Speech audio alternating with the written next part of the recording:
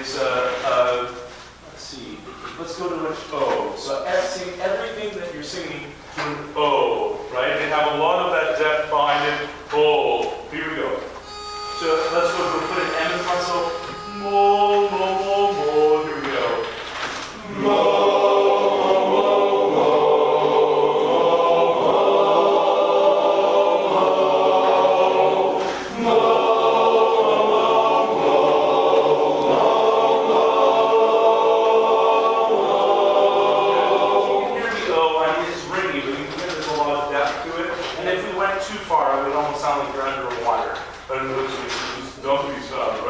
Can we go to the other extreme, and we're going to go to me, me, me, me, and let it be nice and brilliant and let's go to May, because we're here in Canada. So May, right? May, May, May, May. Let it be bright and rainy and feel all of that, right?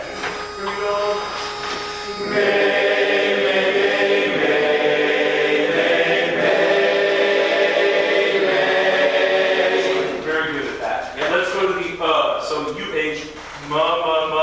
Which is going to have ring in it, just like the A, but a little bit of depth, like the O. Here we go.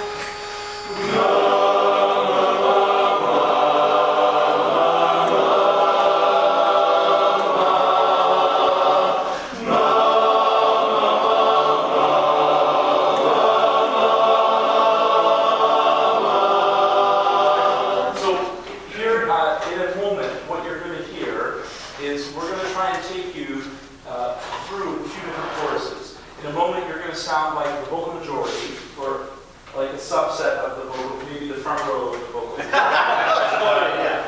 And you're going to start sounding a little bit like Westminster in a moment. And you're going to sound a little bit like TNL in a moment. You're going to have different aspects, and this will all make sense to you in a second. So what we just did is we talked about different vowel shapes, different vowel sounds. And I want you to think of it for a second like a vowel track. So if we had like a different train tracks, right, we have different vowel tracks. So what I'd like to do is sing to that mo, mo, mo for a second, and then we're going to apply it to Part of My Heart. And I want you to keep some of the same resonance and space as you're singing the words from the O. So let's hear the O again. Mo, mo, mo. Mo, here we go. Mo.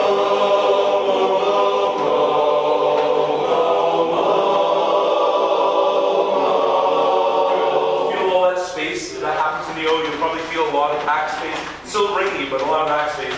Bring that into the heart of my heart. Bring all that O space. Heart of my heart, I love you. Life would be naught without you. Welcome to the vocal majority. That's kind of their model. You listen to that, you can hear that it just has a lot of that behind the sound all the time, which is no bad thing. It's worked very well for them. Let's try another extreme. Let's go to the A for a second. So we're going to go May, May, May, May, and then we're going to put that May, May, May, May into the heart. Here we go, May. May.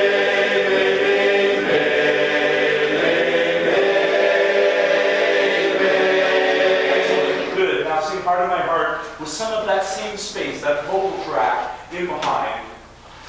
Heart of my heart, I love you.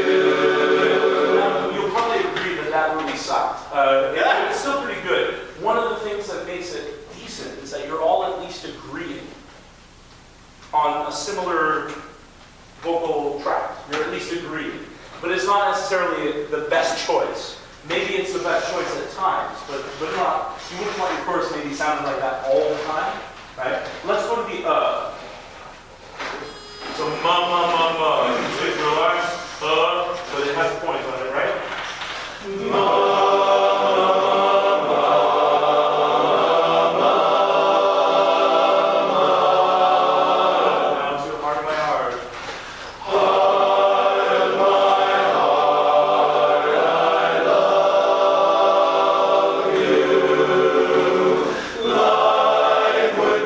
No.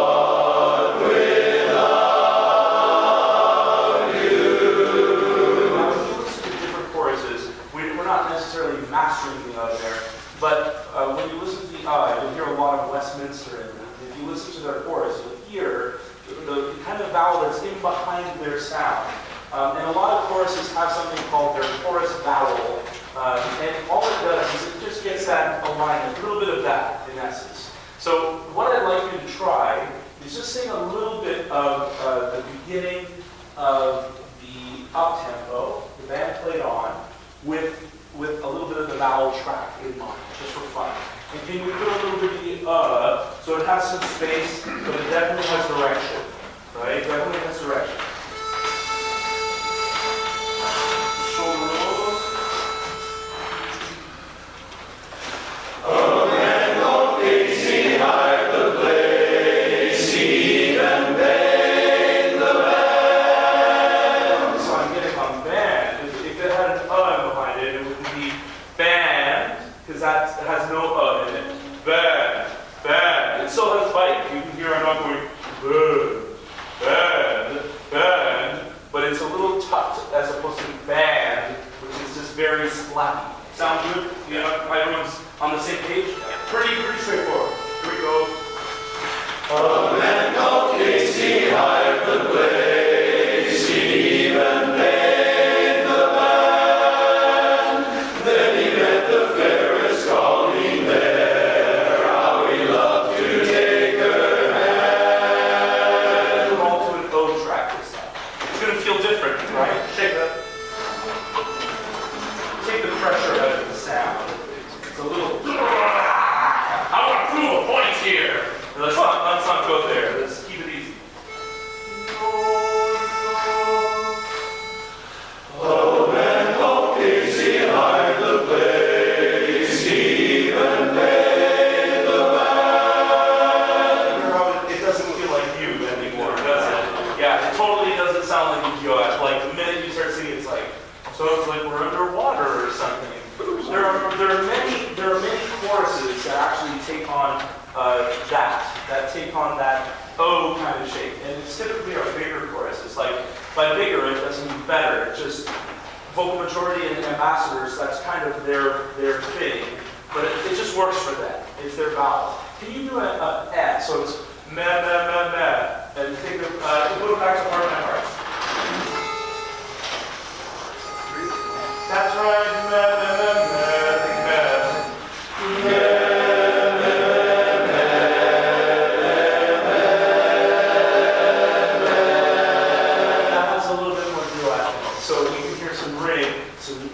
Relax and release. So let's go back to a man called Casey and think for a second. So think and what shape and feeling that has. A man, and put everything through that. A man called Casey hired the place, even bang the band. Then he met the fairest calling there, how he loved to take her.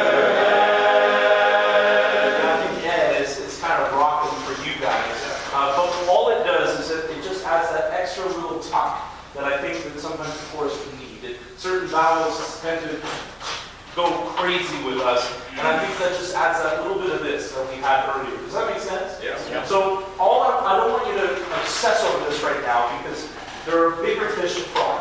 The bigger fish to fry are staying on top of pitch and the breathing, right? So if we can work on those first, but this is that sort of one of those next step things. And it's going to just tuck and create a little bit more ensemble.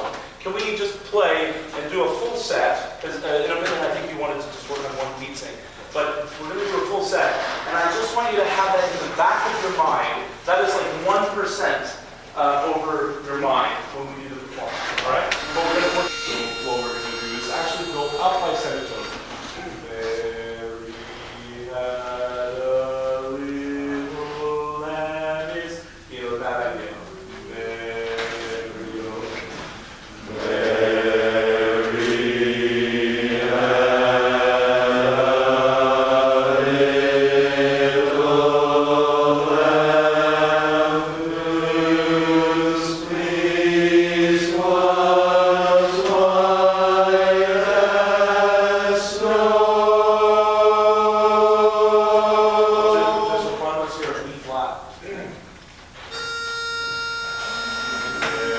So on the way up, every time we're doing ascending steps, let's make sure that those steps are big steps. The opposite on the way down. Right? Just be cautious. It's like going down a really steep set of stairs. Be very cautious, small steps. But on the way up, oh, you can see everything ahead of you. You might skip a few on the way, right? Big, big steps. Let's do that one more time. Here you go.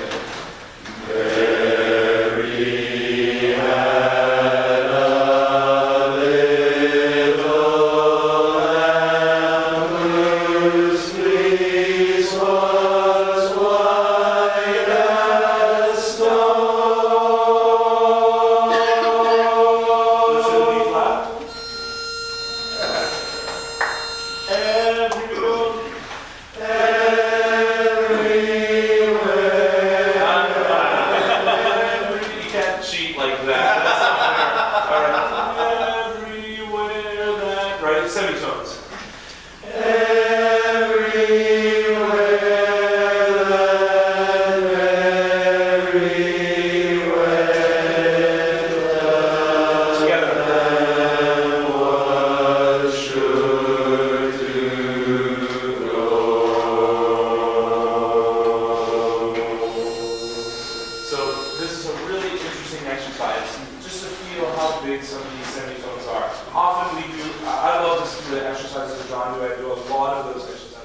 Where we're breaking and peeling off, and we're hearing what we call that the diatonic scale. And the diatonic scale is do, re, mi, fa, sol, la, ti, do, right? And that's what we use a lot. 1, 2, 3, 4, 5, 6. And that's when you're peeling off, you're using that scale. This is the chromatic scale, and it's much harder. However, if you look at barbershop is a very chromatic art form.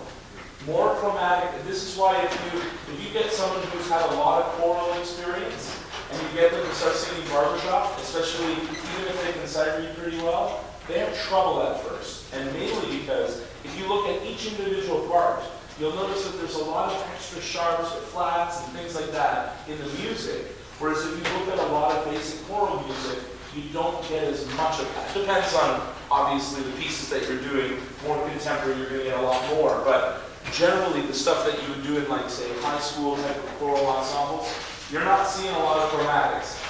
So this just tunes our ear to what we can do. Let's do one other exercise. Can we split in half? Here? Yeah, no, you need an axe. Let's take a B flat. So you can go Mary, at the tempo. 2, 3, and go Mary,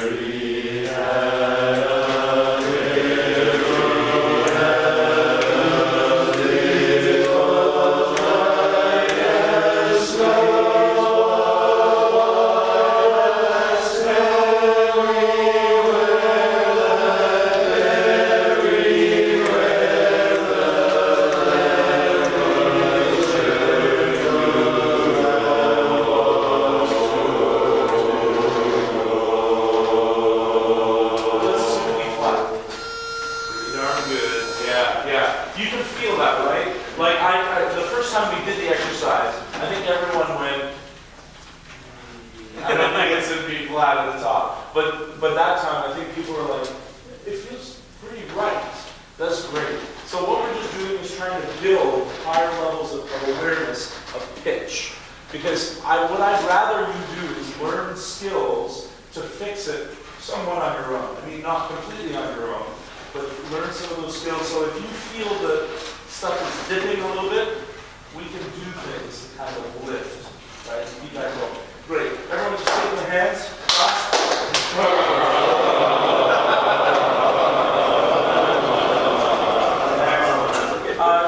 Can we actually just do a few exercises? What are some repertoire songs that the chorus does? I heard you do Nevertheless. Just only you at the time. Only you. Only you. Perfect. My name is Justin. Justice. Let's go to Nevertheless for a second. Can I have basic there? Or sorry, very close to the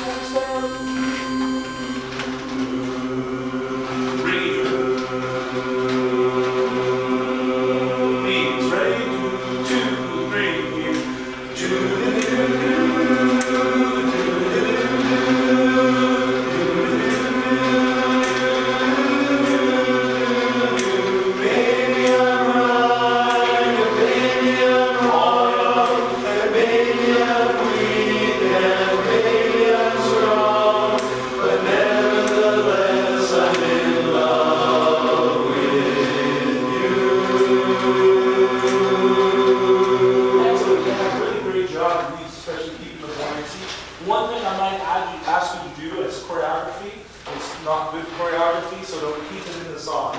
But as your voice part starts to get lower in your range, leads, can you do this for me? So when you feel it getting kind of lower in your range, I just want you to do this and allow that to affect your voice somehow. One more time. Let's see what's like this. Basically, one, two, three.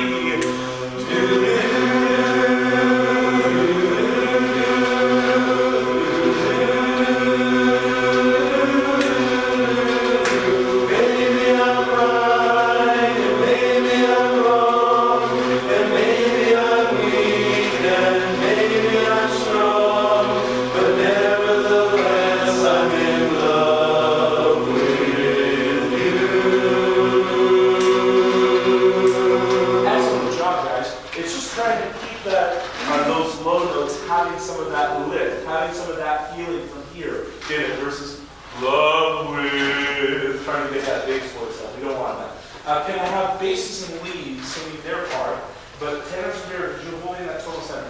This is going to be an exercise, guys, that you are going to get bored of, that's going to make you amazing. We really need that total center to just constantly be revisited and higher. David Wright had something called the revisitation principle. And what he basically says is, the minute that you either revisit the same note, so if you're on the same note, or if you're revisiting do, like the tonal center, I need you to lift it somehow. I need you to find just a little bit more every single time. So if you're revisiting the same note, so basically I think you start off, is that right? Yeah. So a lot of the same note. Every time you revisit that, think, how can that be just this much higher? This much, right? Here we go. Leads, if you're thinking like a lead, now you're not about to sing this, but you can think of yourself.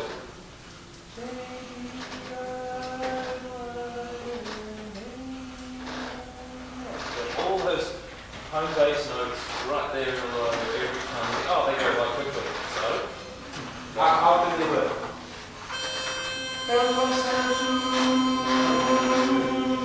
One, two, and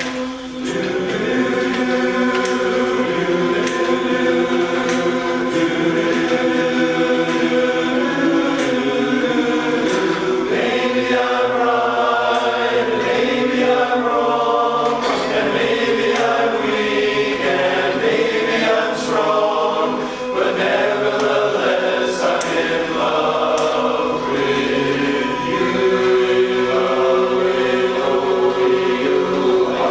Maybe I'll win. you suddenly found it. In love with what's it? Yeah.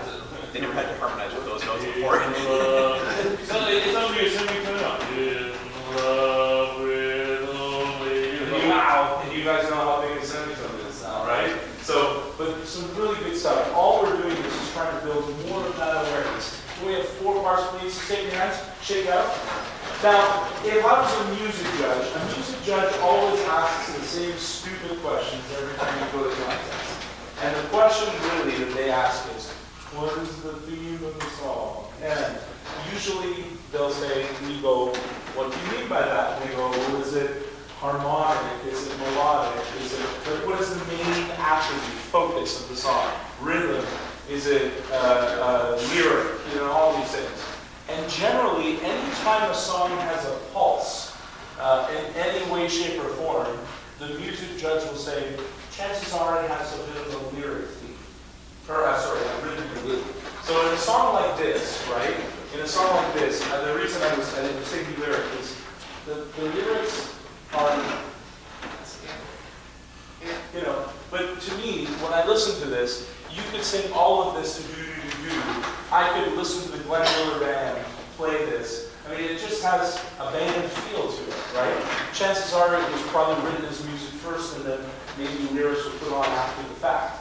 A lot of this music was done that way. So it has that pulse. And right now we're singing a rhythm song like this. So the bodies are pretty stiff. And so can you feel the rhythm and just show me the rhythm a little bit more in your body? Here we go. 4 parts. 1, 2, and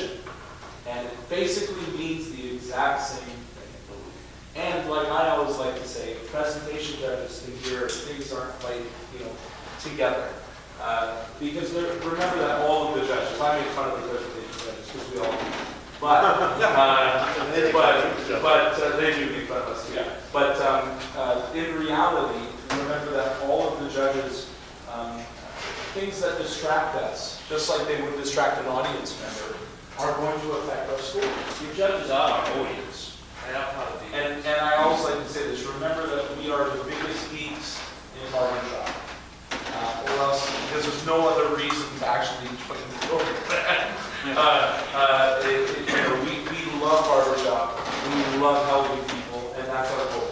You know, that should be our goal. So just have that in the back of your mind somewhere, that you want to be a unit, you want to work together. This is a really hard team sport.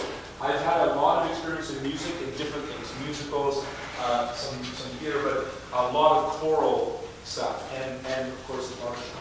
And I think that this is one of the hardest vocal art forms that there is. Because there's just so much behind it, and that needs to be done to make it really excellent.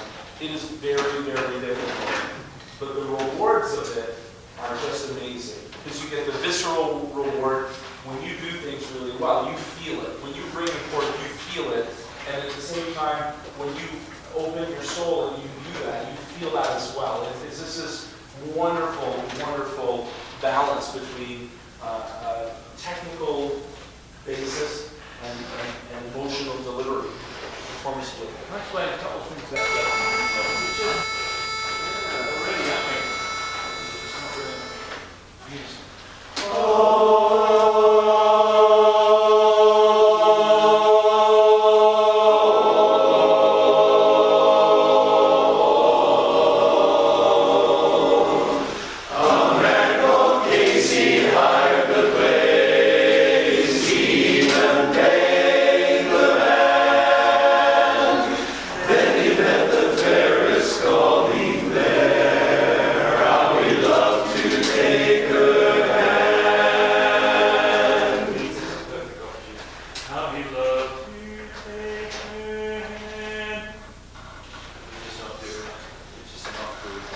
Suddenly we take that, oh, it's context performance. Okay, you're doing a great job, by the way. But it's very clear, oh, we're doing context performance. And something changes in the brain. So this is what, and we've compartmentalized our brain and shut off certain segments of it that allow us to relax and be ourselves. I'm doing context now. And it suddenly becomes this exercise of technique. Or, I've got to do this, and it mustn't stand out, or there's going to be trouble. And there's a fear of that. And you don't feel afraid. But there's an element of fear of mistake. Can you do it one more time, and as you start singing, A Man Called Casey, can you give me like what you feel like Tai Chi moves? So you're gonna go, a man called Casey hired the place, he even paid really slow, very methodical moves, and I want it to affect your voice, right? So it's not just him doing this, but it has no bearing on my voice. It's gonna have 100% bearing on your voice. Here we go. Do it from the unison, we'll get that habit.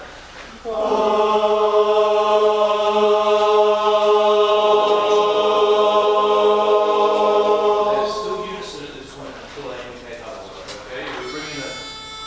That's why.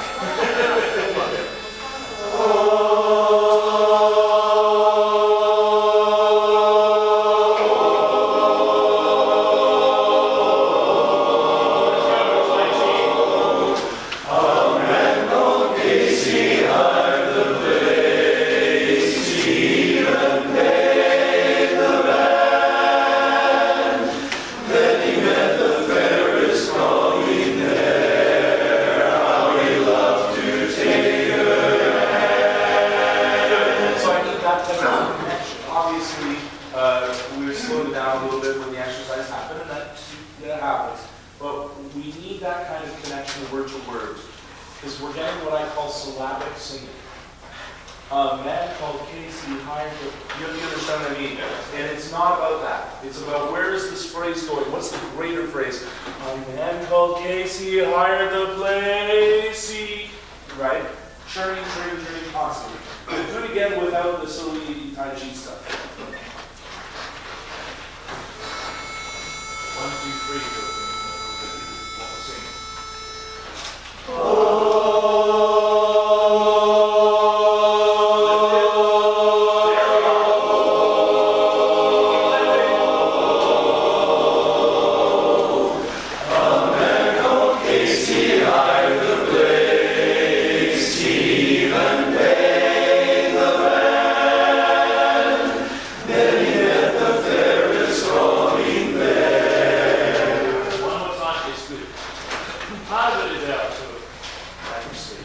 Which is understandable. But when we go on the context, we've got to set these sort of attitudes and feelings, a little technical signposts along the way. Let's set them now. We can't set them on the day because we're not going to remember. We have to set them on now so that they'll be remembered. Let's do another exercise. Hang on a second. One thing is, I don't want anyone to be afraid of making a mistake. Don't ever be afraid of making a mistake. We all make them. We've all done it. Because it's the fear of making an error that holds us back in being brave. In executing what we've been rehearsing this whole weekend freely and honestly and with just sheer belief. With that belief that just says, I know this is going to be awesome. I just have to believe it. I don't have to try. I don't have to prove it. There's nothing to prove. Nothing to prove to anybody. Not even to you. Just have to believe, just have to know. It's going to work. And if you screw something up, that's the most awesome mistake ever. Okay, so here's what we're going to do. We're going to stand in a bit of a oblong shape. I'm sure it's not going to be a circle. So let's use the room. Go 2 rows, 1 row, all the way around. Some guys could probably be on the floor by the right. Can you mill about?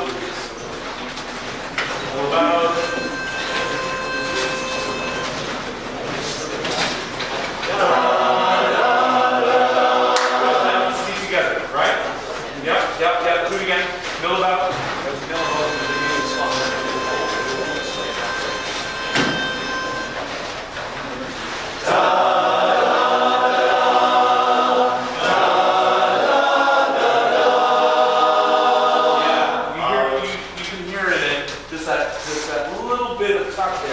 Not just here, right? If I was to take your fingers and just brush. Just brush.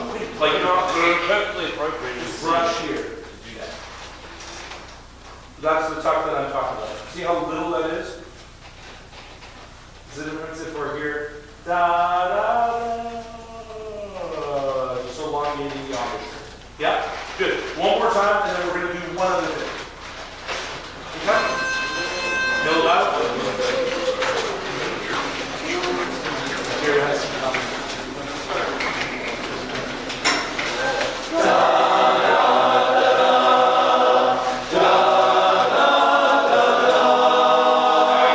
Yeah. So the next place I want to go is the 4 sail. First time. Can you sing the first 4 chord on 4 sail?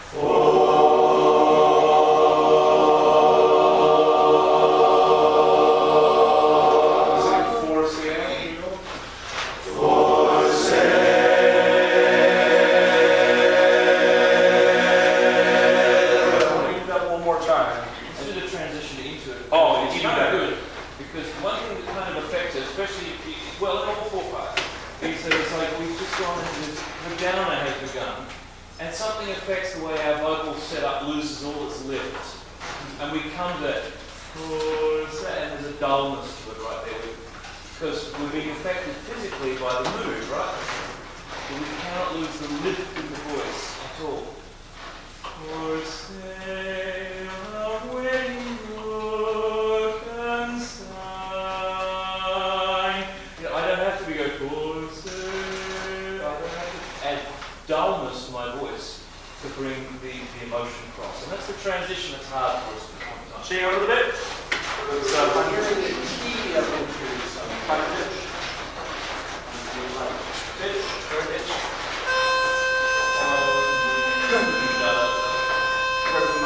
Go!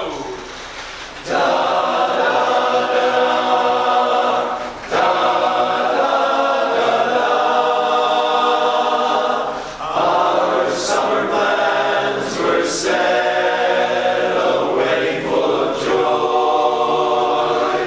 Cake, champagne, and caviar, and I, the lucky boy. But then the message came, a phone call in. Dullness now. It's colour in that, but it's still dull. Never to return again, gone. My heart's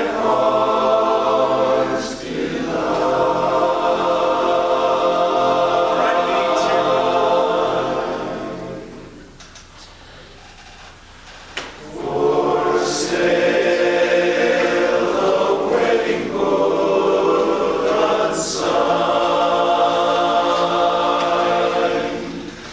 For sale, the dress that she's on. We've got a real habit of we just want to sort of park ourselves on the word sale. And so the second time we've just parked an entire phrase so beautifully and meaningfully, and then we let it park for us.